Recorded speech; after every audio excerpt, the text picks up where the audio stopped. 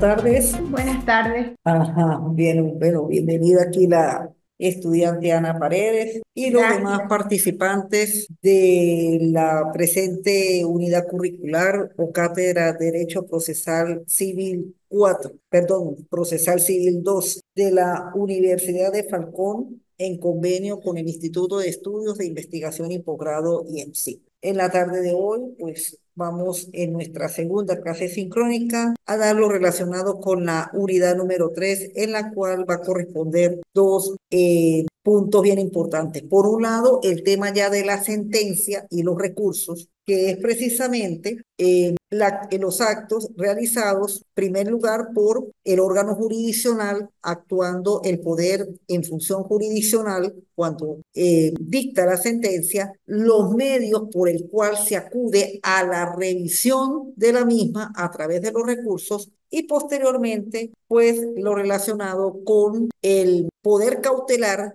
que es precisamente esa etapa del procedimiento que surge paralelamente cuando por razones de poder garantizar las resultas del juicio, pues se pide a través de las medidas indicadas en el libro tercero del Código de Procedimiento Civil para que se asegure por medio de una de estas medidas que la sentencia sea ejecutada, en la cual pues es el tema que se verá en la última clase sincrónica. Bien, ya para entrar en materia, pues comenzamos con la sentencia, requisitos y más que todo el tipo de sentencia que mayormente se ve en el Código de Procedimiento Civil. Bueno, ya la sentencia pues es sencillamente lo que se considera el final de lo que es la etapa del proceso. Cuando este se inicia, pues comienza con una demanda. En la demanda es donde precisamente la parte a través de la acción judicial, pues accede al órgano jurisdiccional para que por medio de la demanda, pues presente cuál es el conflicto y del órgano obtener la solución. Ese conflicto mayormente se manifiesta por medio, como le dijimos, de la demanda y es lo que corresponde al elemento de la pretensión. Pues bien, cuando el juez en función jurisdiccional dicta la sentencia, sencillamente lo que va a resolver es la pretensión presentada en la demanda, que a través de los actos que se llevan a cabo en el proceso, citación, contestación, etapa probatoria, una vez que se han cumplido todos esos actos, el juez en ejercicio de la jurisdicción va a emitir por medio de la sentencia un mandato que va a tener un carácter individual porque va dirigido hacia una de las partes en concreto mediante el cual le da validez o sencillamente rechaza la pretensión que se interpuso en la demanda. Eso es lo que en el fondo corresponde a la sentencia. Por ello, como se indica allí en la lámina, el principal objetivo de la función jurisdiccional, administrar justicia. Y esto, ¿cómo se hace la administración de justicia? En la cual el juez, por medio de las normas, se indica y crea normas individuales que son a través de la sentencia. ¿Para qué? Para que por medio de esta norma creada por el juez, se cumpla la finalidad del proceso, que son precisamente obtener la justicia, resolver el conflicto y, cómo no, establecer la llamada paz social, que es lo que sencillamente persigue la ley. La sentencia para dictarse tiene igualmente unos requisitos, así como cuando vimos el tema de la demanda igualmente tiene unos requisitos que son de estricto cumplimiento, un requisito que ya hay motivo primero para interponer hasta cuestiones previas. Y si no se subsanan esos falta de requisitos en esos momentos, pues en la sentencia muchas veces el juez se los puede aducir y hasta por eso pues la demanda carecería verdaderamente del objetivo a la cual fue presentada. Igualmente pues en la sentencia, ¿por qué? Porque la sentencia, fallando alguno de estos requisitos, es cuando es objeto de esa revisión a través de los recursos. La norma del artículo 243, precisamente en los 6 numerales, nos van a indicar los requisitos y las partes que tiene la sentencia. Yo les sugeriría, por lo menos a la que en este momento está conectada, la estudiante Ana Paredes, que si tiene a su mano el Código de Procedimiento Civil, entonces que, bueno, aquí si vamos a ver si logramos que vean, ahí por lo menos en el código mío, que ya tiene unos cuantos años, coloco subrayado más o menos en el 243 en flecha cómo van distribuidos los requisitos con las partes de la sentencia. Entonces, del numeral 1 al numeral 3, si la participante le coloca una llave, esos 3 requisitos corresponden a la llamada parte narrativa, indicación del tribunal, indicación de las partes y sus apoderados y una síntesis clara, precisa y lacónica de los términos en que ha quedado planteada la controversia, sin transcribir en ella los actos del proceso que consta en el acto.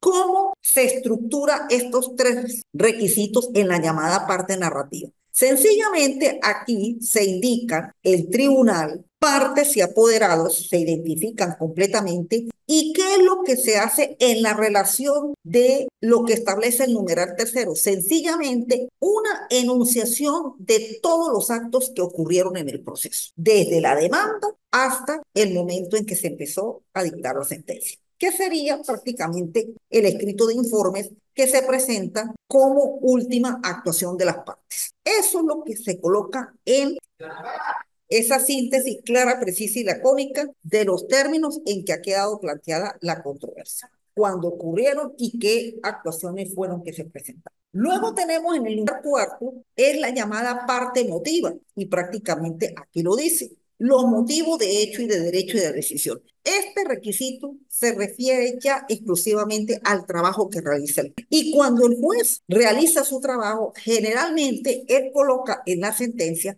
de las consideraciones a definir es lo relacionado con los argumentos presentados tanto por la parte demandante como por la parte demandada, la forma como se valoraron las pruebas y es allí precisamente donde viene el trabajo de lo alegado y probado. Y de acuerdo a la valoración que el juez establece, dado el sistema probatorio, el sistema mixto que tiene, de acuerdo a la tarifa legal y las máximas de experiencias con las planas críticas, es donde el juez se va a crear el criterio de qué es lo que tiene que decidir. Y ahí expone precisamente con argumentos doctrinarios, con argumentos jurisprudenciales, sobre qué es lo que ha de decidir, si esa argumentación da lugar a ser asertivo, es decir, que tiene razón la pretensión o sencillamente se rechaza. Una vez que el juez haya hecho ese trabajo, vienen las dos últimos numerales, la decisión y la determinación del objeto sobre el cual recae la decisión. Eso va a depender de acuerdo a la pretensión planteada, porque la sentencia, si es declarativa, si es conditiva, si es de condena, si es mero declarativa, es de acuerdo a lo que se planteó en la pretensión. La decisión expresa, bueno, ahí prácticamente hay 3 maneras en las cuales se decide: con lugar, sin lugar y parcialmente, de acuerdo a cómo el juez expuso en su parte emotiva. Y sobre el objeto se cae de acuerdo a lo que se pidió en la pretensión, si era la declaración de una propiedad, si era constituir una institución, un reconocimiento, una afiliación, es decir, de acuerdo a lo que el demandante pidió en la pretensión, pidió en la demanda. De esta manera es como va enfocada la sentencia. Cumple esos requisitos y se establecen las 3 partes. Entonces, mi recomendación, si tenemos código en mano en físico, del 1 al 3, parte narrativa; 4, parte emotiva; 5 y 6, parte dispositiva. Esas son las 3 partes en las cuales se compone la sentencia. Luego tenemos, bueno, sentencias definitivas, pues son las que resuelven el juicio al, es decir, es la sentencia que se dicta una vez haya celebrado todos los actos del proceso. Como dice, pone fin a la controversia, el juez se pronuncia respecto al derecho sustantivo que se discute en el proceso, haciendo de esta forma concreta la norma. Las interlocutorias, pues, son sentencias que se producen a lo largo del proceso. Generalmente, la interlocutoria se presenta para resolver incidencias, por lo menos cuando se presentan las situaciones de las cuestiones previas. Ahí mayormente se producen, son sentencias interlocutorias. Cuando se resuelven el asunto de las pruebas, sobre la admisión de las pruebas, también son sentencias interlocutorias. A veces cuestiones relacionadas con alguna reposición de causa que se tenga que presentar, puede ser también una cuestión de interpolio, es decir, para arreglar o subsanar situaciones que se presentan en el proceso. También, bueno, definitivamente firme, absolutorias, condenatorias, constitutivas, declarativas de condena, primera y segunda instancia, esto de acuerdo a los grados del tribunal, y las de reposición, pues que tiene que volverse a hacer la actuación de nuevo para que tenga su validez y legalidad. Bueno, también además de la sentencia, que es la función que hace el juez en ejercicio de la jurisdicción, también las partes pueden llevar a cabo formas de terminar el juicio a través de actos unilaterales, como a través también de acuerdos entre los mismos. Por lo menos a través de actos unilaterales tenemos el desistimiento y el convenimiento. El desistimiento que lo hace el demandante y el convenimiento que lo hace el demandado cuando está en el acto de la contestación de la demanda. La norma del 263 y 268 del Código de Procedimiento Civil, pues nos expone la situación. En el 263 tenemos oportunidad y eficacia. En cualquier estado y grado de la causa puede el demandante dentro de la demanda y el demandado convenir en ella. El juez dará por consumado el acto y se procederá como en sentencia pasada en autoridad de cosas juzgadas, sin necesidad del consentimiento de la parte contraria. El acto por el cual desiste el demandante o conviene el demandado es irrevocable aún ante la homologación del tribunal. Bien, entonces, acá sencillamente, ¿qué es lo que sucede con el desistimiento y convenimiento? Aunque la ley establece en cualquier estado, por lo menos el desistimiento sí por lo general ocurre en el momento de que pueda transcurrir el juicio. Sin embargo, si ese desistimiento ocurrió posteriormente al acto de la contestación de la demanda, se debe notificar al demandado. Ahora, el convenimiento, aunque la ley pareciera que dijera cualquier estado y grado de la causa, el momento procesal más oportuno es la contestación de la demanda. Ahí sí el convenimiento de pleno derecho prácticamente se termina el juicio, no ha lugar a lapso probatorio y por lo tanto pues el juicio termina. La decisión se homologa por parte del tribunal y el juicio termina, en la cual posteriormente, pasado 90 días, el demandante puede volver a interponer la demanda sobre el asunto planteado. Y eso pues se produce mucho en los juicios. Eso cuando sucede por voluntad de una de las partes. Pero también puede ser que las partes, a través de conciliación y a través de la transacción, pues terminen un juicio, establecen acuerdos, concesiones recíprocas y el juicio termina. Esa decisión en la cual lo toman las partes se homologa por parte del juez y se convierte en sentencia basada en autoridad de cosa juzgada. Para ello hay que tener capacidad y hay que tener, como se dice, espíritu conciliatorio. Ya por medio incluso de la misma Constitución Nacional tenemos la primera prioridad que se intenta primero, antes de ir a la litis, ir al debate de pruebas, es buscar actos conciliatorios. Por lo menos a nivel de la jurisdicción municipal, pues sí, desde hace ya tiempo se está haciendo planes pilotos sobre esto, en la cual una vez que antes de interponer la contestación de la demanda, pues se llama a una audiencia conciliatoria a los fines de lograr solucionar el proceso. De no haber conciliación, pues se va directamente a la contestación de la demanda y ahí al haber contestación de la demanda, al producirse traba de la litis, pues se abre la apertura de pruebas. Y también está la otra figura que es la transacción, en la cual pues como lo dice el 1713, el Código Civil, la transacción es un contrato por el cual las partes mediante recíprocas concesiones terminan un pendiente y proveen un liticio eventual, es decir, tratan de que no se produzca un juicio más a la edad. De acuerdo con esta definición, las transacciones como el convenimiento y la conciliación son operables cuando el demandado acepta las peticiones del actor formulado.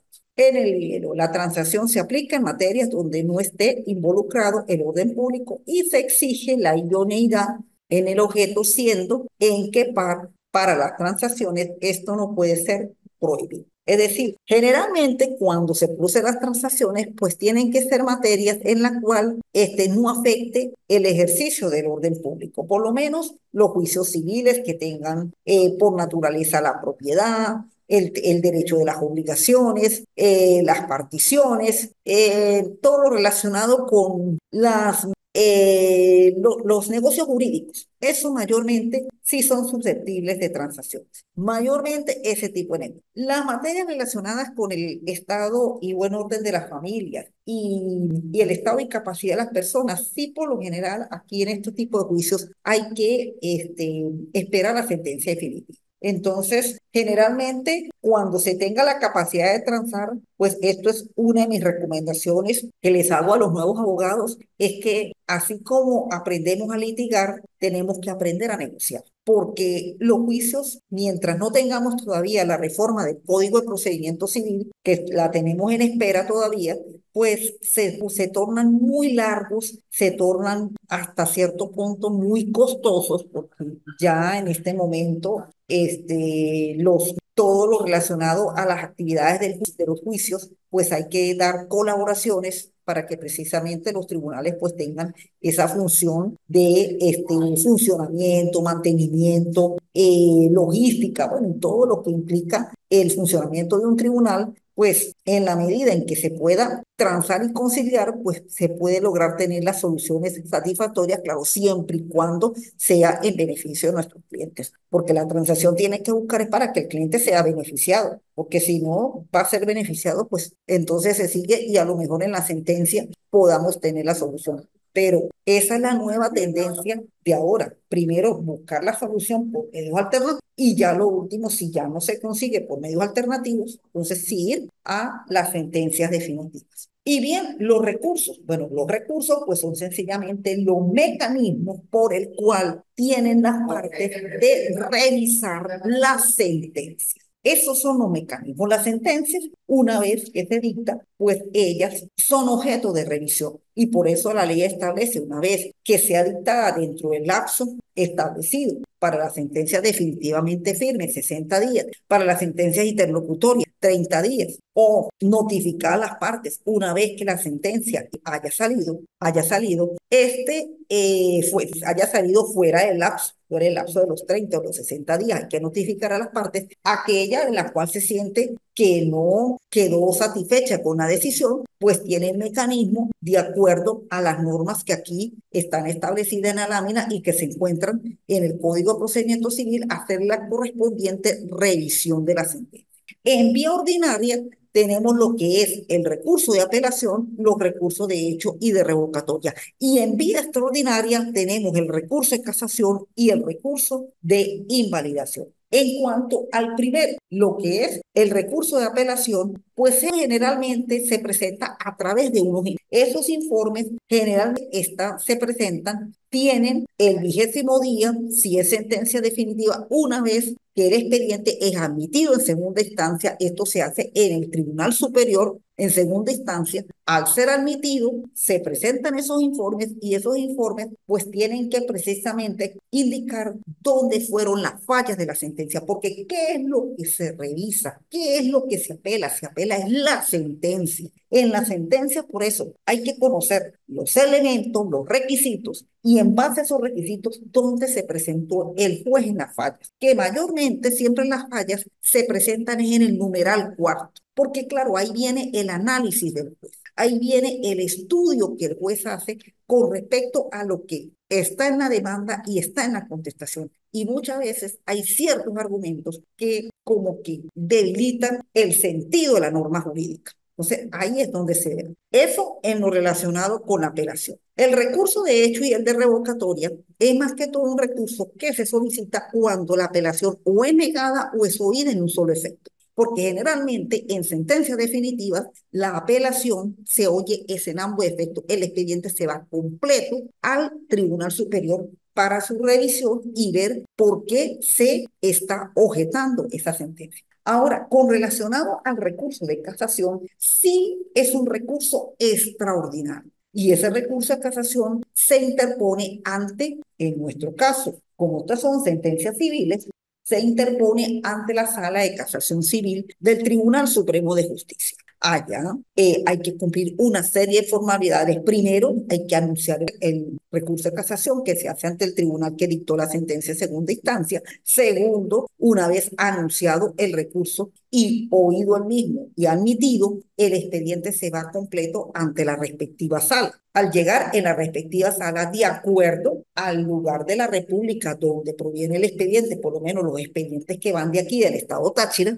tiene un término de distancia de 8 días, porque es una de las zonas más lejanas que hay con la capital de la República, de 8 días, y dado ese término de distancia, tiene la parte formalizante, quien fue quien anunció el recurso, 40 días para interponer el que se llama recurso, escrito de formalización del recurso. Ese escrito de formalización tiene que hacerse basada en las denuncias del artículo 313 del Código de Procedimiento Civil, denuncias de forma, y el escrito hacerlo de acuerdo con el artículo 317 del Código de Procedimiento Civil. Ese escrito son escritos sobre todo muy técnicos, unos escritos en el cual el abogado, y ahí sí, especialmente nosotros los abogados, tenemos que manejar muchos criterios doctrinarios y jurisprudencial de acuerdo a cómo el Tribunal Supremo de Justicia ha dado sentido a las situaciones presentadas. Una vez que se formaliza el recurso, la parte contraria tiene 20 días para contestar el recurso y hay un lapso de 10 días para ejercer lo que se llaman réplica y contrarréplica, tanto de la parte formalizante como de el que contesta la formalización. Una vez que se haya cumplido toda la sustanciación del proceso del recurso de casación, tiene la sala 60 días para decidir el recurso. Ahora con la sentencia del 2019, prácticamente al decidir el recurso, ella está sin review y la actuación viene directamente al tribunal en la cual se inició el proceso. Y el recurso de invalidación es un recurso extraordinario, excepcional, que solamente sucede por determinadas causales del artículo 327 y ello tiene un lapso de caducidad hasta de 3 meses una vez conocida la causal por el cual origina ese recurso. También este es un recurso que se interpone ante el tribunal donde se originó la situación, se lleva por primera instancia y es más, este recurso de invalidación hasta tiene casación, porque la casación sencillamente lo que hace es darle un sentido jurídico y de justicia tanto al proceso como a la aplicación de las normas legales. Bien, y por último, entramos con el llamado poder cautelar. El poder cautelar. Hasta el momento, los dos participantes tienen alguna pregunta con respecto al tema, la sentencia y los recursos. Bueno, es que el tiempo es tan corto, profesora, que uno se siente así como algo todo confundido. Pero no, vamos bien aquí. Bueno, y ¿cómo dice? Leo, Leoani buenas tardes. Escalante, buenas tardes. No, profe, pues en realidad no tengo ninguna duda. Estoy escuchando desde un poquito tardecito porque por error me metí fue a otra, pero creo que estoy entendiendo muy bien Bueno, y estoy anotando también, que es lo importante. sí, porque lo de la sentencia es uno de los temas que es, como se dice, es un pan nuestro de cada día cuando estamos en el ejercicio, sobre todo por el resultado que se da dentro del proceso y si ese resultado no está conforme a lo que se interpuso en la pretensión, sobre todo en el caso de la parte demandante, también puede hacerlo la parte demandada, porque la revisión de la sentencia, la norma se crea es para solucionar el conflicto y a lo mejor la parte demandada también tiene argumentos para apelar, pues igualmente hace el mismo trabajo que lo hace la parte igual. Ahora tenemos el poder cautelar o el régimen de las medidas. Las medidas preventivas, las medidas cautelares, que son mecanismos por el cual se encuentran en el Código de Procedimiento Civil para garantizar precisamente que cuando se lleve a cabo la ejecución de la sentencia sea cumplida. Porque una vez que ya la sentencia queda definitivamente firme, en la cual ya ha pasado sus recursos, ya los recursos fueron decididos, ella fue revisada y todo, al quedar definitivamente viene la etapa de la ejecución de sentencia. Pero previo a la etapa de la ejecución de sentencia, las partes pueden solicitar, sobre todo mayormente lo hace la parte demandante, la que inicia el proceso, de que se dicten medidas para asegurar que esos bienes por el cual quedaron afectados por las medidas garanticen el resultado del juicio. Eso es lo que persigue más que todo el régimen de las medidas preventivas. Esas medidas las vamos a encontrar en el libro tercero del Código de Procedimiento Civil. Nos ubicamos en el libro tercero a partir prácticamente del artículo 585. Sin embargo, vamos a 500, nos vamos. Okay. Sí, precisamente, el 585 del Código de Procedimiento Civil. Bueno, ya estamos, perdón,